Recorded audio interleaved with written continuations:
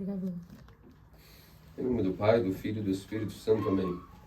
Queridos amados cristãos ortodoxos, finalmente hoje chegamos ao quinto domingo da Quaresma, um domingo dedicado à nossa Santa Mãe Maria, Maria do Egito. E a Santa Quaresma, portanto, de degrau em degrau, veio nos preparando como se fosse uma grande escada, uma jornada, uma maratona, nessas 4 dezenas mosaicas, nas quais, nesta semana que vem, já estaremos na conclusão da Quaresma e início da Semana Santa. E uma vez que estamos chegando à reta final, obviamente a Igreja vai nos dando o teor daquilo que sucederá. E é por isso que escutamos no Evangelho de hoje que Nosso Senhor começou a preparar seus discípulos para aquilo que seria a sua paixão e a antecipação daquilo que também seria a sua ressurreição. Então, às vezes nós nos perguntamos qual que é a relação do Evangelho que os Santos Padres escolheram desde dos concílios, para qual Evangelho seria mais adequado, qual domingo da Quaresma e os porquês.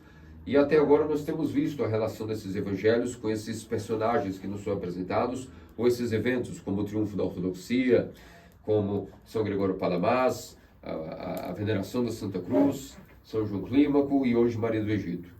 E a relação que nós temos, por que foi colocada Maria do Egito nesse último domingo, é justamente quando nós escutamos que será que podeis ser dignos de beber do cálice que eu beberei, ou serem batizados no batismo com o qual serei batizado? Que cálice é esse? Que batismo é esse? Todo esse cálice e esse batismo significa participar justamente na própria morte e ressurreição de nosso Senhor e Deus Salvador Jesus Cristo. E o cálice disso é o martírio, é a negação de si mesmo. O caminho do cristianismo não existe outra palavra. Certa vez quiseram perguntar lá em Jerusalém, protestantes, peregrinos, o que significa isso, ortodoxia, o que significa ortodoxia em uma só palavra, e blá blá blá. E sempre se respondeu isso, desde a época dos apóstolos até hoje também. Todos nós quando queremos explicar alguém em uma só palavra, um sinônimo, o que é cristianismo? Cristianismo é martírio. Não existe outra ocasião, não existe outra possibilidade, não existe opção. Cristianismo é negação total de si mesmo, de sua própria vontade, dos seus planos de vida. Alguém que seja um cristão e pensa que pode ter planos de vida, está muito equivocado. Essa agenda pessoal tem que ser deixada na porta da igreja, na porta do batismo. No nosso monastério em Boston, geralmente quando chegam pessoas, eruditas, cheias de conhecimento, cheias de pompa, com seus diplomas universitários e querem tentar aprender ortodoxia, a primeira coisa que o Abizak faz, como também fez para mim, como faz para qualquer pessoa, como nosso metropolita também fez, é o seguinte: não importa o que você saiba até hoje, você passar dessa porta para frente, deixa toda a sua mala, a sua bagagem aí. Já deixou? Não, só trouxe uma pequena mochila, uma balinha. Não me refiro a isso. Me refiro a tudo que você pensa que sabe. Tudo que você acha que aprendeu na vida deve ser deixado na porta da igreja, na porta do batismo. Por quê? Porque nós podemos ter até nossos projetos. Projeto todo mundo pode ter. Projeto é bom, projetar algo para a gente poder alavancar-se na vida. Isso é uma coisa. Agora, planos de vida, a própria Escritura já nos diz que os meus caminhos não são os teus caminhos e os meus planos não são os teus planos. Alguém que tenha plano de vida só serve para uma coisa, para que quando chegue na igreja, se não é obediente, o que acontecerá será uma frustração dos seus próprios planos de vida. Ainda que seja desobediente, pelo amor de Deus, o próprio amor de Deus vai fazer através do sofrimento, através do seu amor, que é muito mais sábio, muito mais cheio de tecnologia do que a nossa rudimentar psicologia. É claro que ele vai colocar os nossos planos por terra. Isso funciona assim para mim, funciona para as crianças, funciona para vocês, funciona para todos nós. E Maria do Egito tinha um plano, uma agenda pessoal, muito bem feita desde pequena.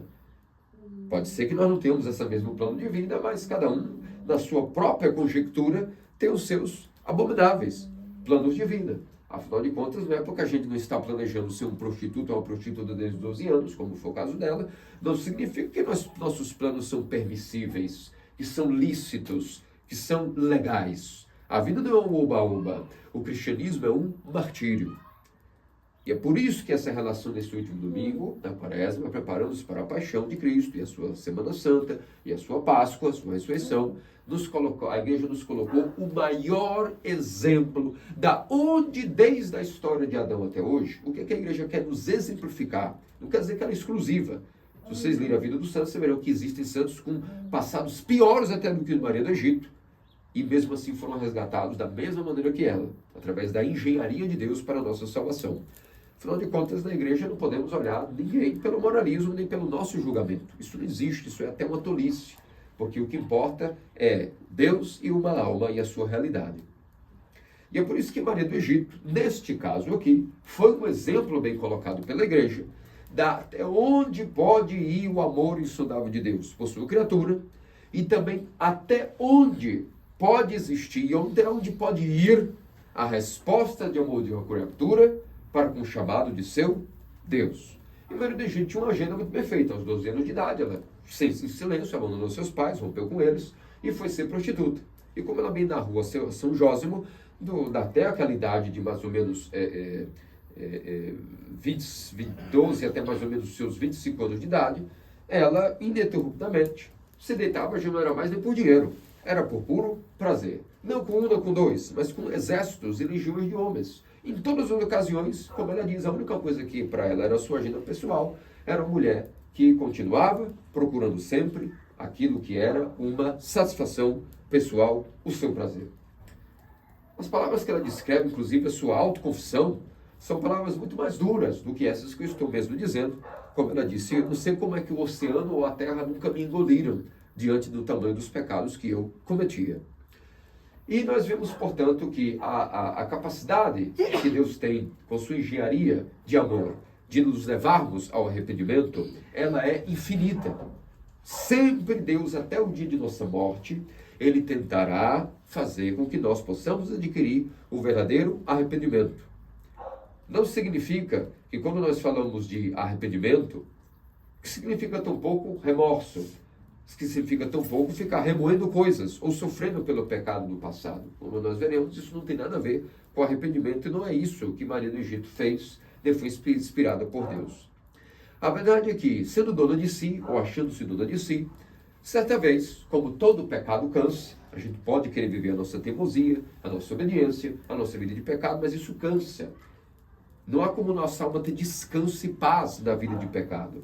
E é por isso que, certa vez, ela se deparou com a peregrinação que ia para Jerusalém, e quando chegou na Terra Santa, diante da igreja do Santo Sepulcro, havia a procissão do madeiro. E quando ela viu o madeiro da cruz, a alma dela sentiu a necessidade de, vale lembrar, até na própria peregrinação do navio que levava ela do Egito para justamente aquilo que era a Terra Santa, imediatamente ali mesmo na embarcação, como ela diz, eu providenciei que os marinheiros, mesmo contra a própria vontade deles, se deitassem comigo e os possuem todos.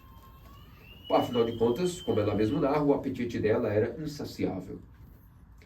E saindo deste contexto, imediatamente atracando no porto, de repente viu o madeiro da cruz passando e sentiu a necessidade de paz. E quando ela viu o madeiro, volto a dizer, todos nós necessitamos de paz. O pecado cansa, o mundo cansa, tudo é cansativo. A única coisa que nos dá paz de verdade é a graça de Deus, o amor de Deus, que dá, através do fluxo da energia criada da cruz, foi o que tocou ela. E ela, sentindo essa necessidade, foi tentar venerar. Dentro esperou a procissão colocar o madeiro, como a tradição que nós estudamos todo setembro, como funciona essa procissão histórica do madeiro da cruz, e quando ele foi depositado no centro do nártex para todos venerarem, de repente, quando ela entra na porta da igreja com a multidão, uma força a coloca para trás. Depois ela tenta entrar, com a mesma força que ela tenta romper a multidão, ela é jogada de novo mais para trás. E dessa vez ela toma um fôlego, sai correndo novamente, e uma força maior ainda ela joga mais para trás da fila. E ela começou a se entristecer. Uma picada terrível de alma começou a colocá-la em seu devido lugar, de tal maneira que ela começou a se perguntar, uma tristeza muito grande, o que é que estava impedindo ela daquilo ali? Por que ela não podia acompanhar a multidão? E uma tristeza enorme começou a bater nela. São as oportunidades que Deus nos dá de podermos ter a graça do arrependimento, que começa a mudar a nossa mente. E o final de tudo isso, como nós veremos, é a mudança de todo o nosso ser, a mudança total de quem somos. Então, naquele momento, ela se depara no portal da igreja e viu que tinha um ícone da Mãe de Deus. Vale lembrar, Maria do Egito havia sido batizada como cristã ortodoxa, quando era criancinha, então havia uma graça aí também para ajudá-la, claro, como há em todos nós, por mais que nós esqueçamos, rechacemos a cruz, cuspamos o nome de Deus, sempre Deus vai continuar ao nosso lado, dentro de nós, tentando nos levar e sacudir de novo para o seu seio de amor. Essa é a vantagem de um batizado. Ele tem essa força extra, essa propulsão extra de força para voltar ao seu devido lugar antes da morte.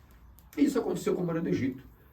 E ela, olhando a figura da Mãe de Deus, fez uma oração do coração, uma oração secreta, de compulsão, cheia de lágrimas, e perguntou a ela: por favor, o que será que me impede de poder, de fato, adquirir paz da minha alma, que tanto está sedenta de venerar esse madeiro? Não é? O que é que realmente eu posso fazer? Ajuda-me. Tu que fostes mãe do Salvador, dá-me agora alguma luz, algum entendimento, alguma coisa. E naquele momento, dentro do seu coração, a sua consciência foi aberta. E ela caiu em si, lembrou dos seus pais, entendeu o seu passado, se arrependeu naquele mesmo momento, com todo o seu coração, com toda a sua alma, com toda a sua inteligência. Ela se arrependeu profunda e sinceramente de tudo que havia feito naquele mesmo segundo, não 1 ano, 2 anos, 1000 anos. Naquele momento ela se arrependeu totalmente de coração. Ficou quebrantada e coração contrito e esmagado. Tu não desprezas, ó Deus, como diz o Salmo 50. Então ela, encorajada por aquela oração, novamente tomou coragem e tentou humildemente passar pelo portal do Narcos da igreja. Dessa vez nada, parece como ela narra, parece que a mesma força que antes a impedia, agora empurrou diante do madeiro. Ela se ajoelhou, beijou o madeiro da cruz e viu e soube dentro do seu coração que ela havia sido, portanto, perdoada de seus pecados. Depois disso, então, ela foi, procurou um sacerdote, confessou todos os seus pecados e recebeu a Santa Comunhão. Esse detalhe que eu estou narrando aqui para vocês, muitas vezes as pessoas leem a biografia de Santa Maria do Egito, como nós lemos agora na quarta-feira à noite, pois aqui a quinta-feira da quarta semana da Quaresma é dedicada ao grande cânon de Santo André de Creta, que é grande não só pela extensão, mas grande porque tem muito poder de arrependimento.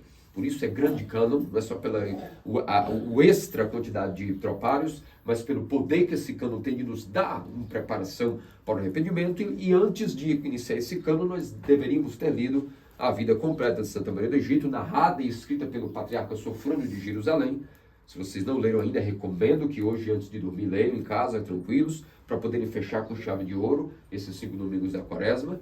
Às vezes a gente tem na semana, tem um trabalho, tem as tentações, tem a faculdade, tem isso, tem aquilo, tem as tentações domésticas, a gente não consegue fazer as nossas coisas, mas nada impede que hoje abramos a vida e leamos ela completa, escrita pelo patriarca São Sofrônio de Jerusalém. E esse detalhe que eu estou narrando aqui, muitas vezes passa despercebido, vou repetir. E tendo procurado um sacerdote, confessou seus pecados e comungou. Então, quando ela comunga, então ela volta com o nome de Deus para poder agradecer. E ela escuta uma voz: se queres adquirir realmente paz para o teu espírito, vás para além do Jordão. Então aqui ela entendeu que a profissão dela no mundo, não como prostituta, que isso já havia acabado no seu coração, mas qualquer tipo de empreendimento no mundo para ela havia acabado. Agora Deus havia convocado para a luta no deserto. E sem nenhum tipo de contestação, ela perou ao contrário. Inclusive perguntou à Mãe de Deus: indica-me para onde é que eu devo ir. E uma voz disse: para além do Jordão. Nessa direção, além do Jordão.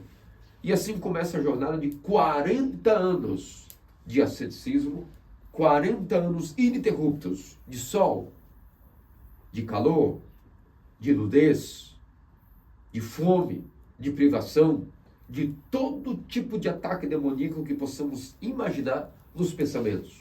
Como ela bem narra, não é porque houve o arrependimento que os demônios vão nos abandonar. O fogo da paixão e do prazer ardia tanto, como ela disse, que eu, ao meio-dia, colocava minha cara dentro da areia, do sol escaldante, e clamava ao meu Salvador e à mãe dele, para que me ajudasse até que isso se arrefecia. E foi assim durante muitos e muitos e muitos anos, até que uma hora ela pôde adquirir, de fato, a paz que buscava. E então, nesse momento, a população que hoje está escutando os sermões dos padres, dos bispos, nas catedrais, nas capelas, todos nós em comunhão espiritual no mundo ortodoxo, nesse momento se perguntam: meu Deus do céu, se Maria do Egito necessitou 40 anos para adquirir então esse perdão de Deus? É o que automaticamente nós vamos nos perguntar. Eu que não faço nada, não conta de nada, estou completamente perdido. Porque se for necessário para o arrependimento dela e o seu perdão de Deus, esses 40 anos de asceticismo, nesse nível de combate, eu acho que não tem esperança para mim. E então, meus queridos amados cristãos ortodoxos, a pergunta é, de fato, o objetivo de ela ter sido chamada aí ao deserto foi para adquirir o perdão de Deus? O que vocês acham, vocês criancinhas? O objetivo de ela ir para o deserto era para adquirir o perdão de Deus, talvez ou não? Na opinião de vocês, o que acham? Sim. Na verdade, o objetivo de Santa Maria do Egito ter sido convocada ao deserto não era para adquirir o perdão de Deus, era por outro motivo. Sabe por que não era para adquirir o perdão de Deus? Porque o perdão de Deus, voltemos ao detalhe da biografia. Ela procurou um sacerdote, confessou e comungou.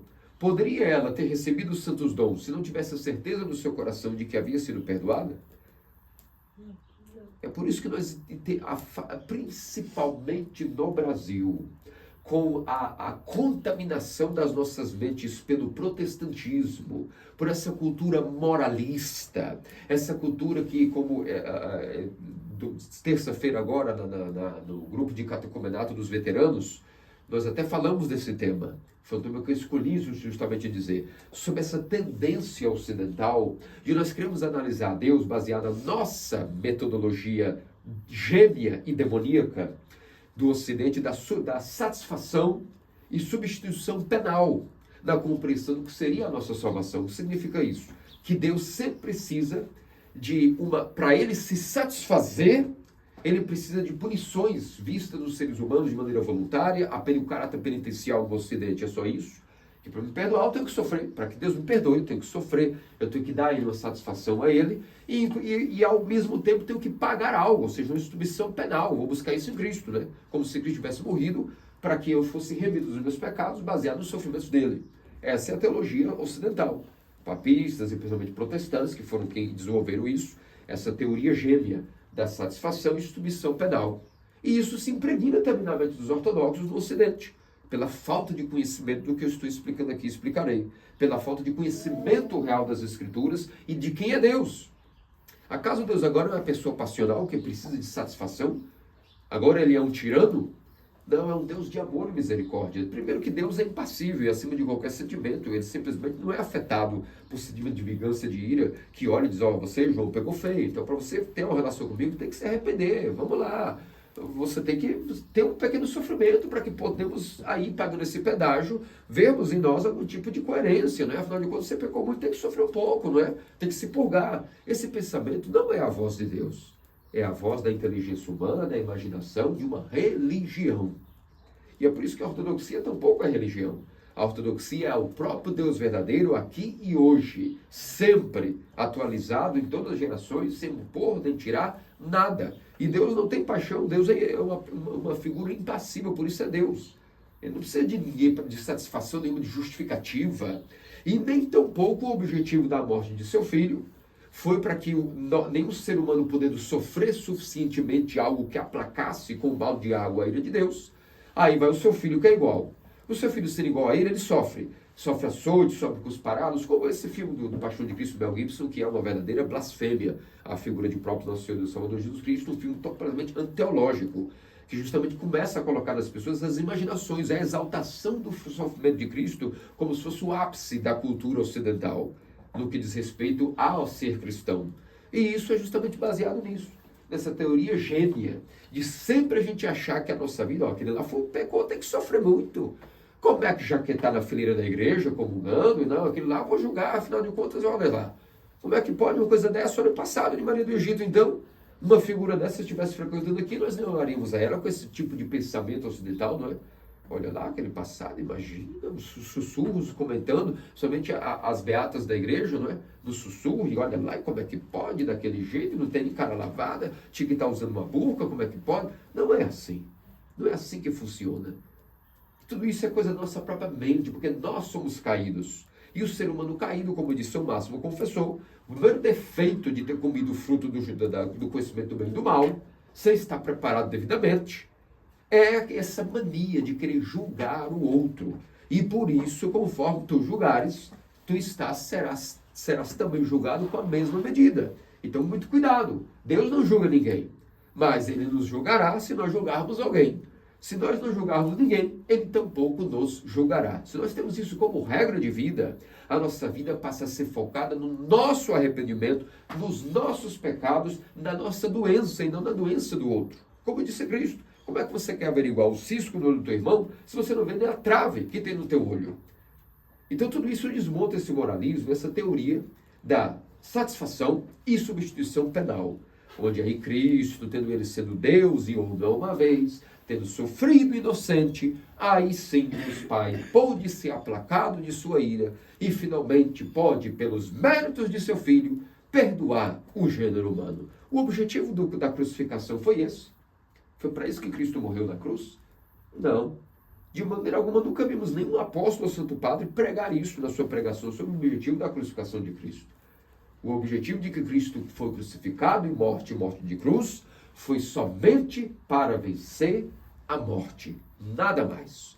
E fazer, inclusive, que o ser humano agora também possa ele mesmo, com a sua vontade, também vencer a morte e o diabo. Só esse é o objetivo da morte de Cristo na cruz, para derrotar a morte e que cada ser humano agora também possa derrotar a morte individualmente, caso queira.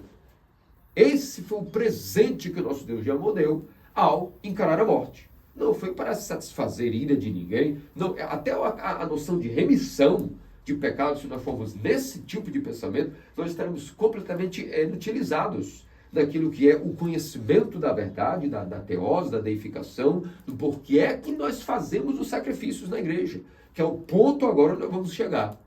Qual é o objetivo, então, de Maria do Egito de ele passar 40 anos no deserto, se não era obter o perdão de Deus? Primeiro, por que não era obter o perdão de Deus? Porque quando foi que ela foi perdoada? Na biografia do profeta Davi, e rei Davi, do rei Manassés, do rei Ezequias, nós não vemos de maneira alguma que quando eles se arrependeram dos seus gravíssimos pecados, como por exemplo o rei Davi, cometeu duplo pecado, assassinato e adultério. Geralmente o adultério vem em seguida logo um assassinato. São coisas que trabalham juntas. Sempre depois de um adultério, isso terminará em assassinato. É a regra. É por isso que nós temos que tomar muito cuidado com as pessoas que nos rodeiam, com as tentações que nos cercam. Porque todo fornicador depois torna-se também um assassino. Esse é o problema da masturbação, da fornicação, essas coisas todas acabam terminando em um assassinato. Se nós, claro, não batemos o pé e tiramos rápido, como se diz, a nossa vontade desta tentação terrível. Mas o profeta Davi não teve tempo para isso. Dentro do adultério, ele chegou no máximo, que foi justamente aquilo que é o assassinato. Tornou-se um assassino, um mandante de um crime, não é? Mandou apagar aquele que era um dos seus melhores generais e amigos, Urias. E tendo essa gravidade toda, quando o profeta Natã o aborda, e ele imediatamente cai em si com lágrimas de soluços, e compõe o Salmo 50, quando o profeta Natã vem anunciar quando Deus o perdoará, foi daqui a 3 dias? Foi daqui a 3 horas? Foi daqui a 3 segundos? Não, foi dito, Davi, Deus ouviu a tua oração e te perdoou. A mesma coisa com o profeta Manassés. A oração que nós lemos em toda a grande quaresma, nas grandes completas dos dias de semana, nós temos aí a oração do rei Manassés. A mesma coisa do rei Ezequias. A mesma coisa Maria do Egito. Imediatamente ela se arrependeu de coração, ela foi perdoada. Então o objetivo do asceticismo, porque nós somos vindo, onde está a graça de Deus? Na ortodoxia, triunfo da ortodoxia, primeiro domingo. Qual é a natureza dessa graça? Uma luz incriada e eterna. É a verdade de Deus eterna. Como ativá-la em mim? O domingo da cruz nos explicou. Negando a si mesmo, tomando a sua cruz, seguindo a Deus. E todos os métodos de como se toma a cruz, domingo passado, toda uma metodologia que supera todos os livros de psicologia, todos os livros de antropologia, todos os livros de expressão de comportamento humano, perto da escada de São João Clímaco, são descartáveis e insignificantes, mostrando como o homem, em 30 degraus de virtude, pode adquirir como é o método de carregar a cruz no seu estilo de vida como cristão ortodoxo. E hoje, Maria do Egito nos dá justamente a coroa maior a coroa dourada do que é uma pessoa que, entendendo isso, foi praticar justamente o objetivo do asceticismo. Que não é obter perdão de Deus, porque Deus não é um tirano. Deus é misericordioso e nos perdoa imediatamente. Peçamos perdão de coração sincero. O asceticismo, Maria do Egito, os ascetas iam para o deserto, ou nós mantemos essa casta de demônios longe de nós, que só é expulsa segundo jejum e oração, como vimos no domingo passado. Essa casta de demônios, ou seja, todos os demônios da verdade, só são expulsos através de jejum e oração. Por quê? Porque perdão a gente adquire imediatamente. Mas a raiz que está lá dentro, nas profundezas do coração, enraizada, a raiz do pecado, para que ela possa ser arrancada, que as nossas mãos, toda vez que a gente vai limpar o jardim, a gente tem as mãos calejadas e até sangue, porque tem espinhos, tem carda, tem ervas, tem cardos, tem as pedras no meio. Até que essa terra esteja trabalhada, demora anos até você trabalhar um campo. E isso tem trabalho para que ele fique fértil. É um solo duro, é compactado, é cheio de pedras, é cheio de plantas indesejáveis. Não existe trator que vá arar na vida espiritual. O trator chama-se jejum e oração. Isso demora anos até você ter um solo fofo, um solo completamente airado, um solo irrigado, um solo adubado. E esse é o objetivo do asceticismo, fazer com que a gente possa arrancar as raízes do pecado dentro do nosso coração, a fim de, removendo a causa do pecado, nós possamos ter de fato a paz que só há daquele que não jaz no pecado. Isso chama-se o que é a chamada apatheia do grego, a pessoa que, tendo adquirido através de jejum e oração a sua paz interior, a destruição da raiz do pecado. E isso não é feito em um dia, nem em 2 dias. Isso só é feito diante daquilo que é uma vida inteira de jejum e oração.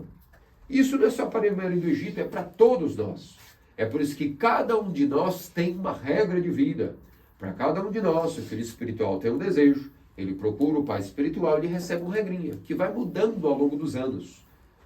Que é uma regrinha de quantas orações de Jesus vão fazer, dentro da sua realidade, e quantas prostrações vão fazer. Por que prostração? Porque prostração vem do grego. No russo seria proclamo, e no grego seria metanoia.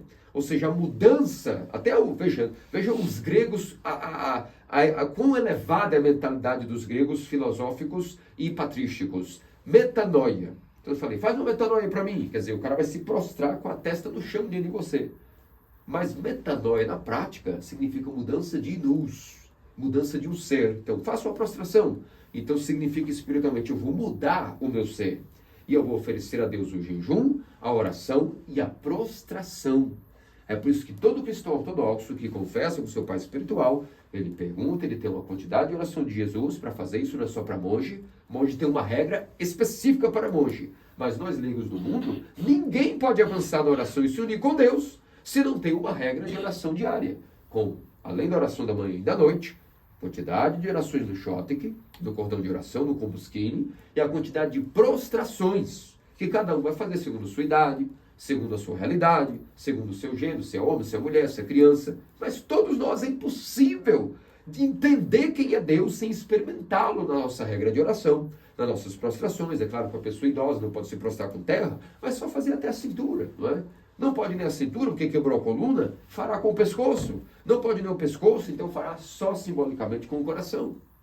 Mas todos nós temos que entender que é impossível arrancar a raiz do pecado sem esse trabalho que cada um de nós temos de jejum e oração. E para isso é que Maria do Egito, conhecendo quem ela era, aceitou de bom grado o conselho da Mãe de Deus. Se queres ter paz, vai para além do Jordão. E por isso ela foi, como já nos narra São João Moscos, no seu prado espiritual, ele nos diz que Maria do Egito foi se refugiar naquilo que era o refúgio do Batista. Significa isso, não é só além do Jordão. Existia uma caverna no Jordão, onde João Batista tinha como sua casa. E João Moscos, no prado espiritual, quando ele percorreu os prados do deserto, recolhendo os escritos e as conferências, assim como tendo João Cassiano no Ocidente, nós temos também João Moscos no Oriente, no seu livro chamado Prado Espiritual. E São João Moscos, ele nos narra que os padres que habitavam o deserto do Jordão sabiam pela tradição de que João Batista, desde pequenininho, ali ele foi escondido numa caverna para que os soldados de Herodes não encontrassem, foi alimentado 40 dias pelos anjos, para primeiro cuidado, por Elizabeth, depois a mãe dele falece aos 40 dias de idade e os anjos vão alimentá-lo, vão cuidá-lo, vão ensiná-lo, vão fazer que ele entenda a escritura, vão preparar-o para ser o precursor, e ele tinha uma caverna de habitação. Essa caverna foi justamente onde o Espírito Santo guiou Maria do Egito para que ela também tivesse um abrigo e morasse ali. Então, enquanto ela transitava pelo deserto, esse refúgio de João Batista foi revelado a ela, que também foi onde ela poderia ter a sua casinha no meio do Jordão. É claro que passaram os anos, o que aconteceu? O próprio Espírito Santo fez dela um templo de Deus. Sem economia, passou a ser uma mulher que, como disse São Jósimo, nem os meus 40 anos de obediência ao mosteiro, eu pude adquirir o teu conhecimento da Escritura, os teus milagres, a tua clarividência, a tua profecia. Mostrando então para nós, meus queridos amados cristãos ortodoxos, que não há limites para qual tipo de pecado Deus pode nos perdoar. Só não existe perdão para o pecado não confessado. E, da mesma maneira, uma grande compreensão aqui que supera qualquer análise psicológica, ou psíquica, ou antropológica, ou comportamental do ser humano. Que só nós, os padres, podemos entender pelo dom do Espírito Santo, e a igreja guarda em si, no seu ser, essa sabedoria. O que eu quero dizer? Quando uma pessoa ela é zelosa em algo, ela será também muito zelosa em outro algo. É aqui que nós destruímos qualquer tipo de análise psíquica que quer colocar padrões dentro da mente humana e analisá-la. Maria do Egito, quem diria que, na verdade, quem era ela de verdade? Só Deus nos mostra quem nós somos. Quem nós somos não é o momento que nós estamos pecando, não é o momento que nós estamos nas nossas paixões. Isso não é o João, não é a Elizabeth, não é o Wesley. Quem nós somos é quando Deus nos brilhar e nos purificar, aí nós vamos adquirindo, inclusive, o autoconhecimento de quem é que nós somos. E, obviamente, que Deus, conhecendo Maria do Egito mais do que ela, deu a ela a verdade de quem era ela. Uma pessoa zelosa. Como havia o vazio de não haver Deus, para que ela, onde havia o vazio de Deus, por que ela foi se deleitar com zelo, com dedicação? No prazer da paixão.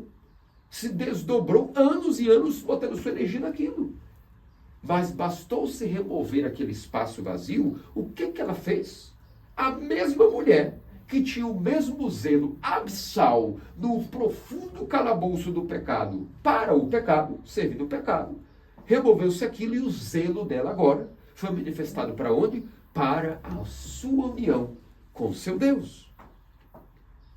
Percebe como nós cometemos um erro muito grave ao julgar as pessoas e suas quedas, porque nós nunca sabemos o que lá dentro do reino espiritual está acontecendo.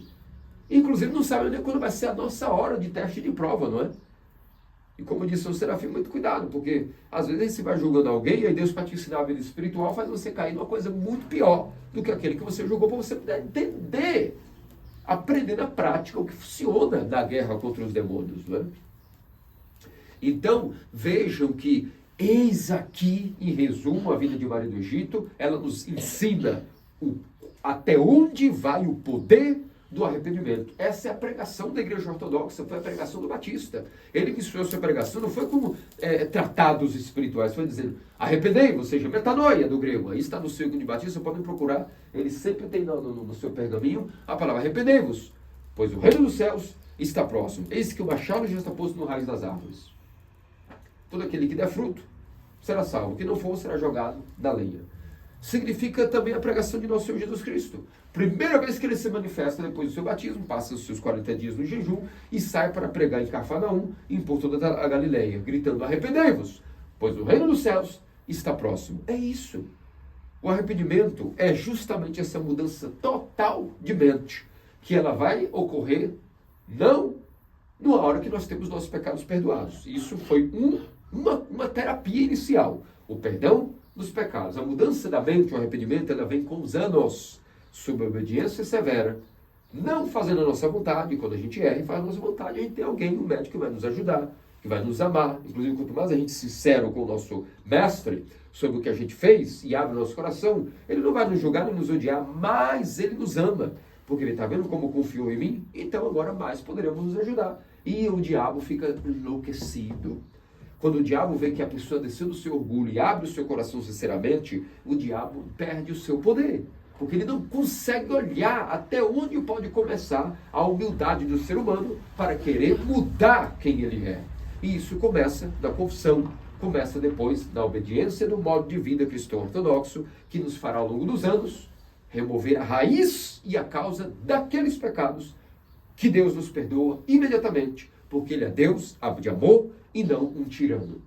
Esses são os conceitos maravilhosos que a nossa Santa Igreja Ortodoxa nos reserva, nos prepara, nos anima, para que possamos nessa próxima última semana agora quaresmal, a quinta semana, nós possamos, portanto, nos preparar com ânimo para renovados, passarmos sábado que vem o sábado de Lázaro, domingo de Ramos, e a semana que vai nos aquecendo como reta final, para com olhos espirituais, pouco, mais ou menos, ou quem sabe muito purificados, Deus o saberá, Ele sabe o esforço de cada um na quaresma, o que pôde oferecer com amor, com esses olhos purificados, mais poderemos poder vislumbrar o poder salvífico na sua Semana Santa, no seu tríduo pascal e naquela noite maravilhosa, onde tendo sofrido nessas 4 semaninhas mosaicas, o que nós oferecemos, Deus usará também para nos recompensar. Como que essa recompensa será? Ter olhos espirituais capazes de ver aquela noite maravilhosa,